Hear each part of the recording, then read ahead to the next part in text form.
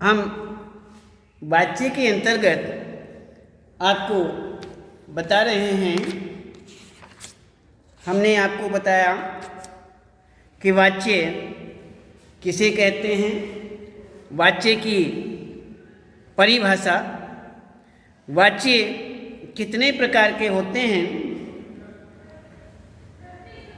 जैसे परिभाषा के अंतर्गत हम आपको बता चुके हैं कि क्रिया के जिस रूप से यह ज्ञात हो कि क्रिया का प्रयोग कर्ता के अनुसार है या कर्म के अनुसार या भाव के अनुसार, उसे वाच्य कहते हैं। और वाच्य जो हैं वो तीन प्रकार का माना जाता है। तो इसमें हम वाच्य के अंतर्गत देखते हैं कि वाच्य जो है वाच्य के तीन प्रकार बताए गए हैं, तीन भेद बताए गए हैं। कर्तृवाच्य, कर्मवाच्य, भाववाच्य।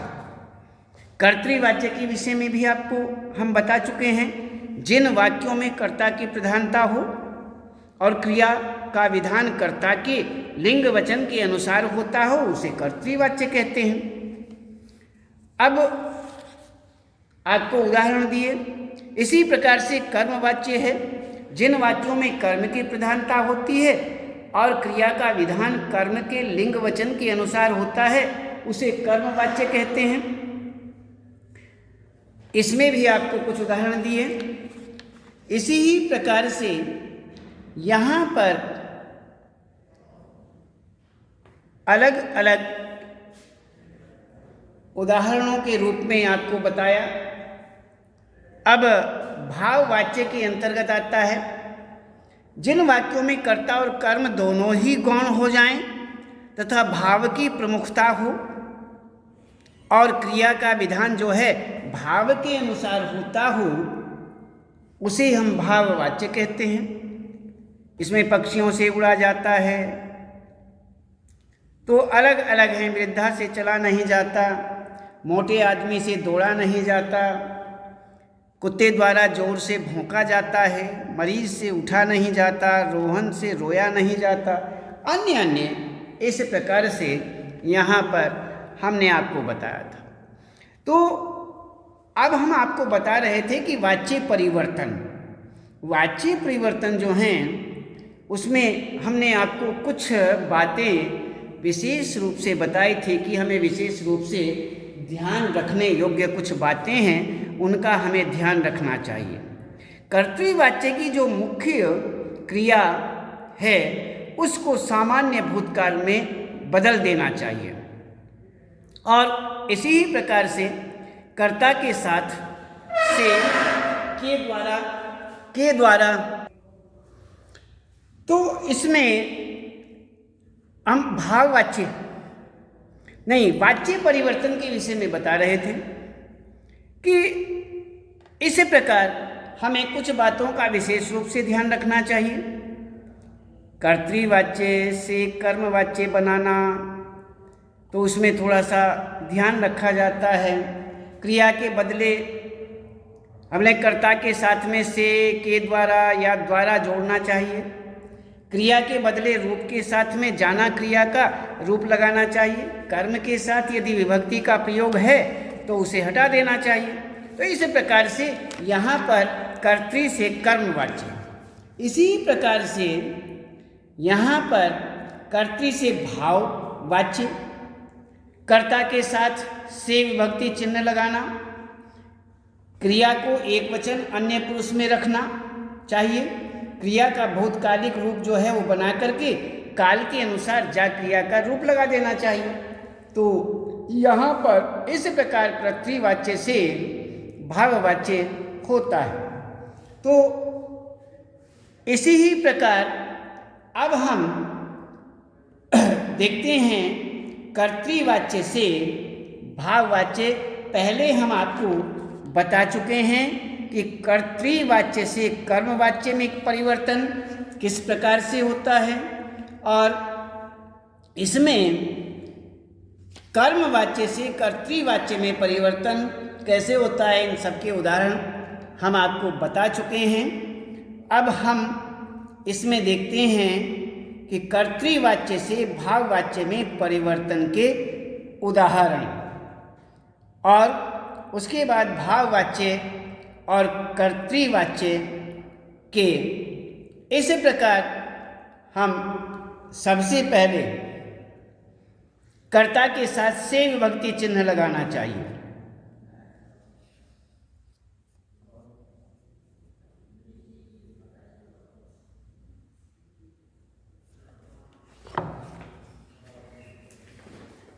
देखिए, कर्तृ से भाववाच्य,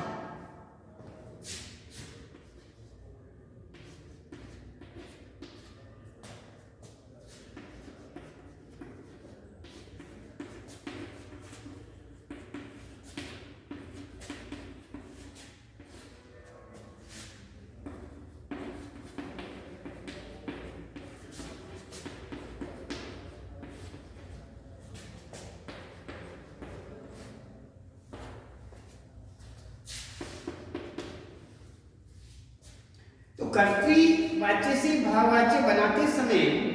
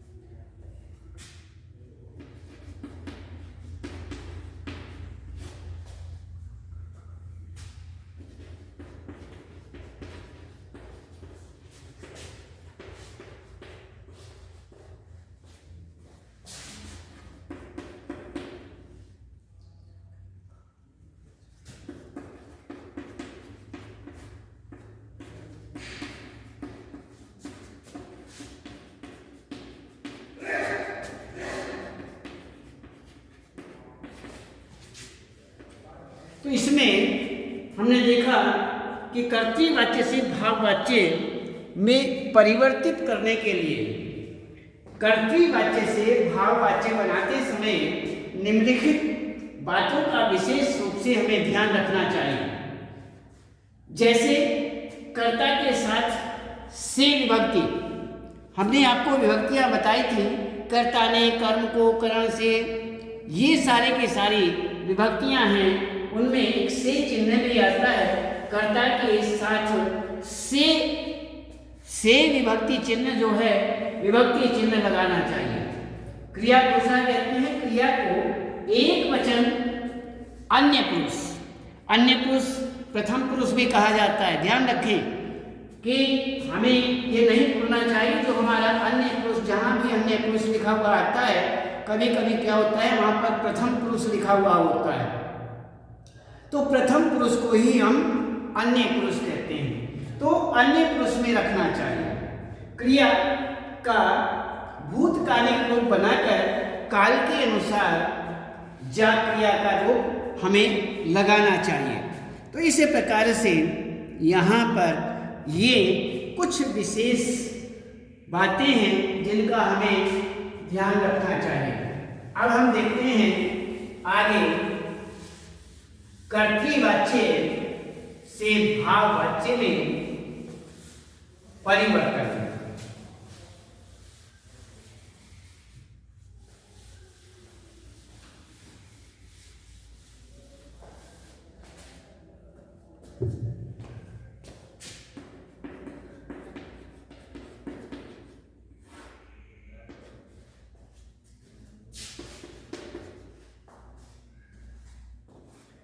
देखिए, कर्तृ और भाव,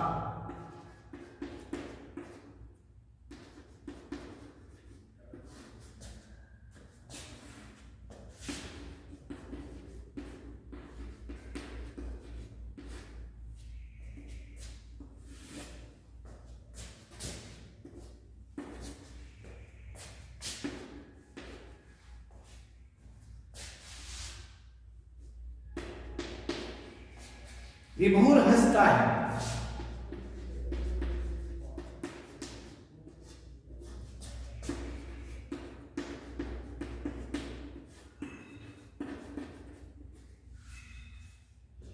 विभोर से हंसा जाता है।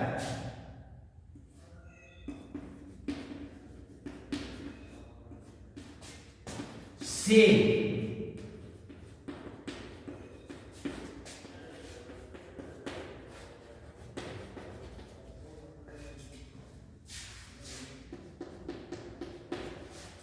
दूसरा कहते हैं मां रो भी नहीं सकती।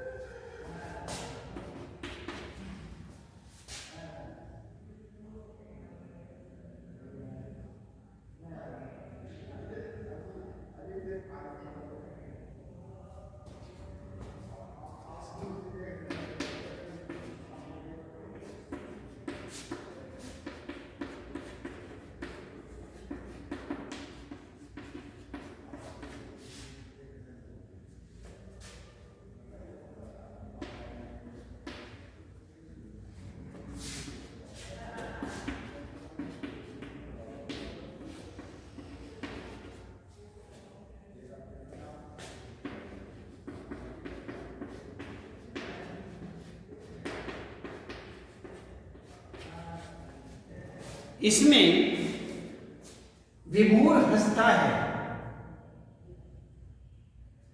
विभोर से हंसा जाता है। आगे कहते हैं मां रो भी नहीं सकती, मां से रोया भी नहीं जाता। मरीज उठ नहीं सकता, मरीज से उठा नहीं जाता। मोहन पैदल नहीं चल सकता, मोहन से पैदल चला नहीं जाता। हिरन भाग नहीं सका, हिरन से भागा नहीं गया। तो इसी प्रकार से यहाँ पर बहुत इस तरह के उदाहरण दिए गए हैं और अन्य उदाहरण भी बहुत हैं। बीमारी के कारण वह बैठ नहीं सकता, बीमारी के कारण उससे बैठा भी नहीं जाता, तो पक्षी कलरव करेंगे, पक्षियों द्वारा कलरव किया जाएगा। अन्य ये देख लीजिए, इस गंदगी में, इसको रहने दीजिए, इस गंदगी में मैं नहीं रह सकता, इस गंदगी में मुझसे नहीं रहा जाता। तो इस प्रकार से बहुत ही उदाहरण हैं। तो हम इन सब उदाहरणों को देखते हुए ये ध्यान रखेंगे कि कर्तृवाच्य से भाववाच्य के ये उदाहरण हैं। इस प्रकार से हम कर्तृवाच्य से भाववाच्य में वाक्यों का परिवर्तन करते हैं। अब हम देखते हैं यहाँ पर भाव से कर्तृवाच्य, भाव के बाद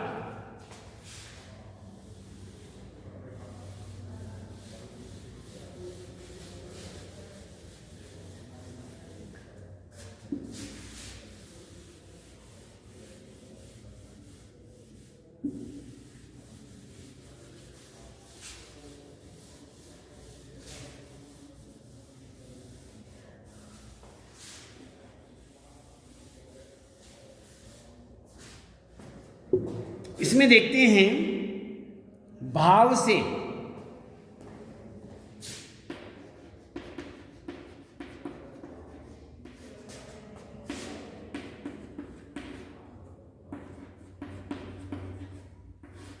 कर्तृवाच्य में परिवर्तन।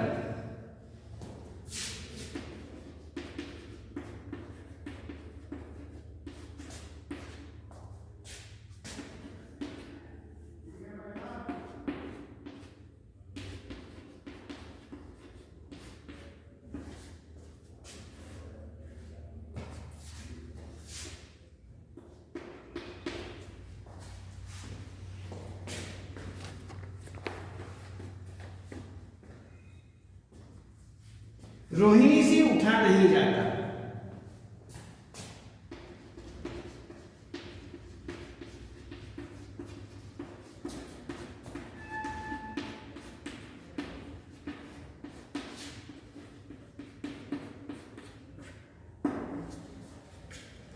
रोहिणी से उठा नहीं जाता, रोहिणी उठ नहीं सकती।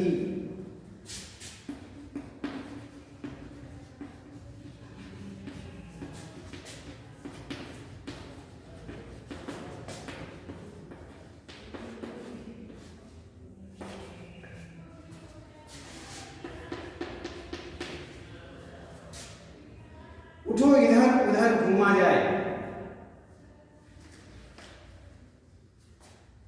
मोटे खिलाड़ियों से भागा नहीं जा सका।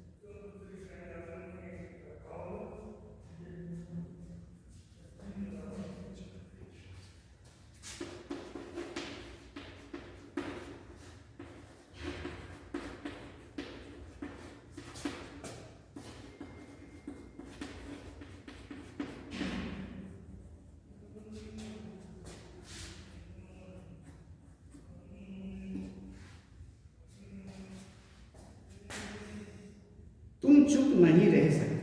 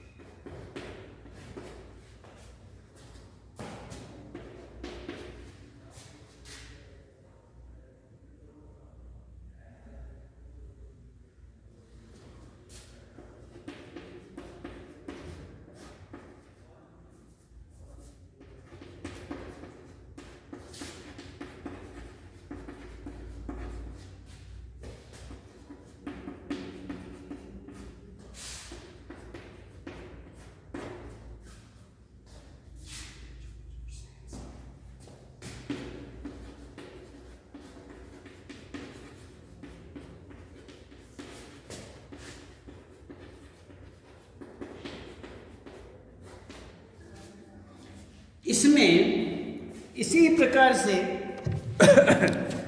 एग्जाम्पल तो हम देखते हैं कि रोगिणी से ये भाववाच्य से कर्तृवाच्य में परिवर्तन के हमारे सामने वाक्य हैं, उदाहरण रूप हैं। इसमें भाववाच्य जैसे रोहिणी से उठा नहीं जाता, तो कर्तृ में रोहिणी उठ नहीं सकती। आगे कहते हैं मोटे खिलाड़ियों से भागा नहीं जा सका, कि मोटी खिलाड़ी भाग नहीं सके, ये हमारा कर्तृवाच्य हुआ। भाव क्या है कि मोटे खिलाड़ियों से भागा नहीं जा सका। आगे कहते हैं तुमसे चुप नहीं रहा जाता, तो इसमें तुम चुप नहीं रह सकते, ये हमारा कर्तृवाच्य में परिवर्तित हुआ। इसी प्रकार से रोगी से चला नहीं जाता, रोगी चल नहीं सकता, तो यहाँ पर उससे जोर जोर से हंसा गया, वह जोर जोर से हंसा। इस प्रकार यहाँ पर ये हुआ भाववाच्य से कर्तृवाच्य में परिवर्तन। तो हमने इन वाच्यों के अंतर्गत आपसे ये परिवर्तन वाले उदाहरण, परिभाषा आदि आपको बताया। वाच्य का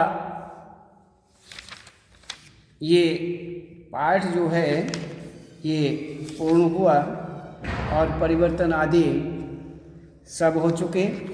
अब इसको आप अच्छी तरह स्वाध्याय कर लेना, अच्छी तरह पढ़ेंगे और उसके बाद हम आपको कल बताएंगे। आज केवल इतना ही।